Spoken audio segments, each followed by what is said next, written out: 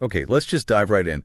We're looking at a huge set of year-end macro headlines, everything from corporate mega deals to some pretty serious geopolitical flashpoints. And our mission today is really to cut through the noise. We want to get to the highest value insights, and I think we have to start with the AI arms race. That's where the future is being built. Or Bob. Or bought, exactly.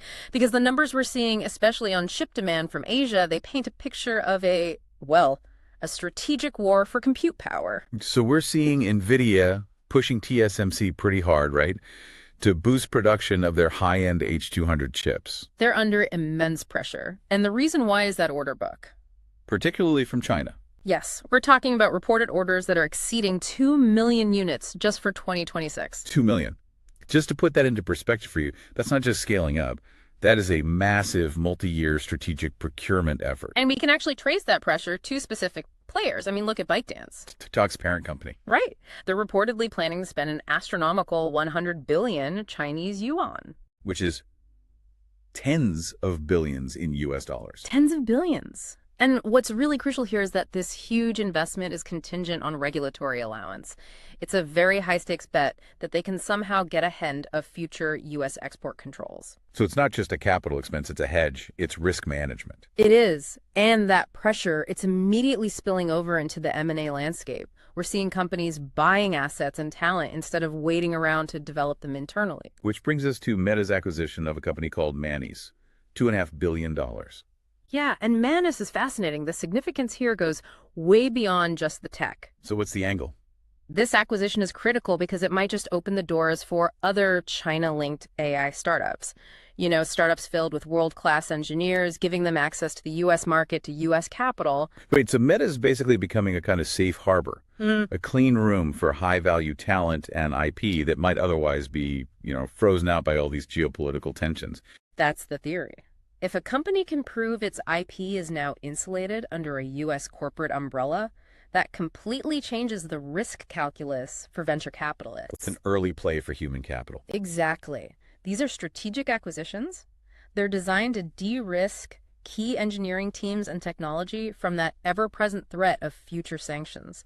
It's a model for managing this fragmentation risk. That brings us from the chips to the content they'll deliver.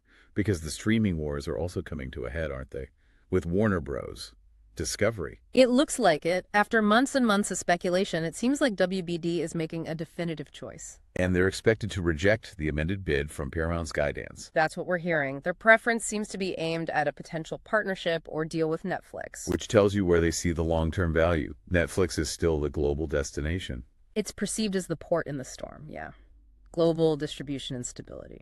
Before we move on from this, we have to talk about the human cost, or I guess the human value in this AI arms race.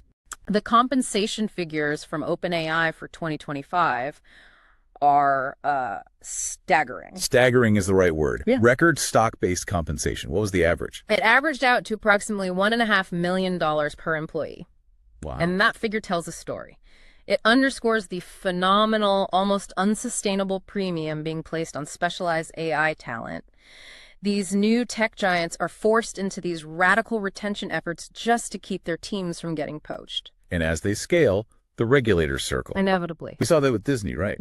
They had to pay a $10 million settlement over alleged child privacy violations. That was tied to content on YouTube, and it's a vital reminder for you that no matter how advanced the tech gets, fundamental things like consumer protection and regulatory compliance are still a massive multi-million-dollar operational risk. Absolutely, and that risk just gets amplified when you start looking globally. The geopolitical risk remains paramount. Let's shift to the volatility we're seeing in global trade policy.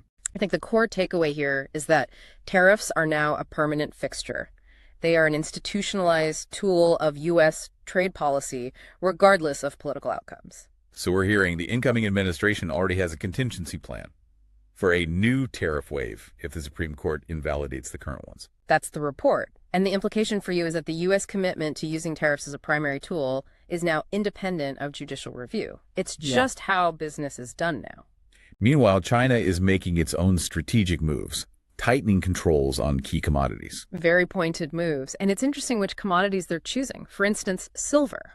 So starting January 1st, tighter silver export controls. Yeah. Why silver? It sounds like such a basic commodity. Right, but it's not just jewelry. It's not just silverware. No. It is absolutely critical for high-tech industrial applications. We're talking specialized electronics, sensors, and most crucially, defense supply chains. Okay. So this is an expansion of existing restrictions. And it specifically affects U.S. industry and defense manufacturing. This is not about pricing. It is about strategic leverage in a technological competition. A very pointed measure. And then there's a more standard protective trade measure on agriculture, on beef. Correct. This is a clear move to protect their domestic producers. China is going to levy a pretty substantial 55% extra tariff on beef imports from countries like the U.S. and Australia. But only on volumes that go over the 2026 quotas. Exactly. It signals that baseline trade is fine, but they will aggressively limit anyone trying to flood their market. But the picture isn't all negative. There are some positive signals, especially when we look at past commitments on soybeans. That's true. If you connect this back to the previous trade truce agreements, you can see progress. China has purchased at least 8 million tons of U.S. soybeans this year. Which gets them very close to fulfilling that specific pledge. It does. It's a small but important measure of, let's say, bilateral trade health that exists despite all the other tensions. Okay, let's transition into the macro markets.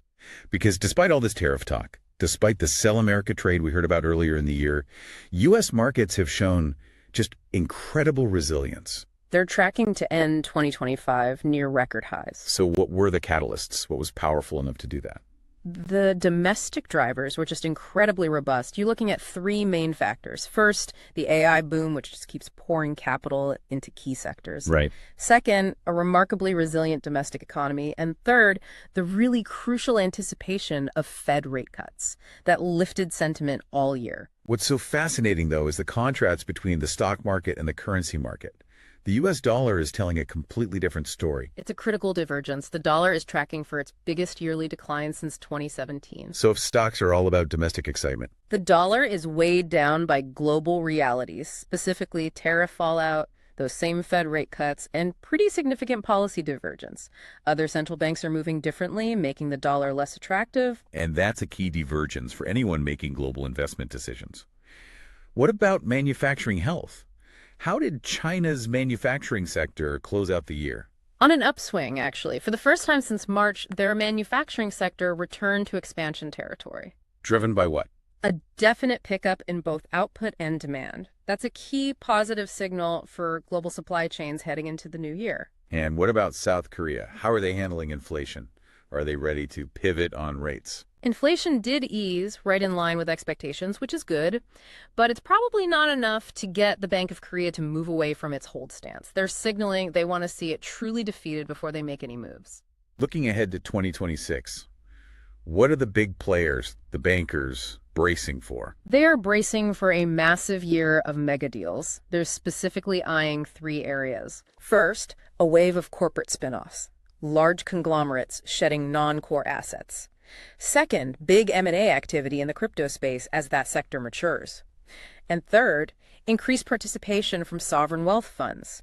They are looking to deploy massive amounts of capital. And while the big money is getting ready for deals, there's a classic risk signal popping up in commodities. Yes, a cautionary one. The CME Group, which runs the futures exchanges, announced another margin hike on precious metals futures. And for you, the listener, a margin hike is a warning. It means the exchange sees increased volatility and risk. It's the market's way of saying, get ready for turbulence. Exactly. And finally, before we hit the central banks, let's touch on Japan. They had a strong 2025. What was behind that? Japan's strength was multifaceted. They benefited from that same global AI tailwind, but also from unique domestic factors. Like manufacturing and defense investment. A big increase in both. And crucially, they also benefited from rising interest rates, which strengthened their financial sector. That was a unique factor among developed economies last year. Okay, let's pivot back to the Federal Reserve.